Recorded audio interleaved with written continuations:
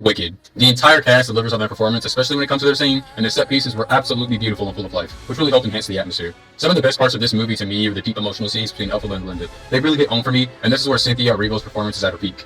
The movie has some good foreshadowing that works well on multiple viewings, not to mention great callbacks and homage to the original story. This movie is kind of like Revenge of the Sith, with its elements where you really feel for the protagonist, even if you know what they become. And for a musical, the soundtrack was great. Most of the songs are still stuck in my head. If I had to point out some negatives, I would say certain songs and scenes could have been removed as I really didn't share any interest in them. Mainly, the love interest. I understand this movie is trying to emphasize the isolation felt by Elphaba, but I didn't think the love interest was, well, interesting enough. This could possibly be due to the fact that this movie is only part 1. Yep, it's Spider-Man Across the Spider-Verse all over again. I hate to hold it against this movie, but in this day and age where we have films such as Zack Snyder's Justice League and Endgame being a fan favorite amongst those who watch those films, I just can't really find a good excuse to cut a story in half where the ending is the supposed climax of the story.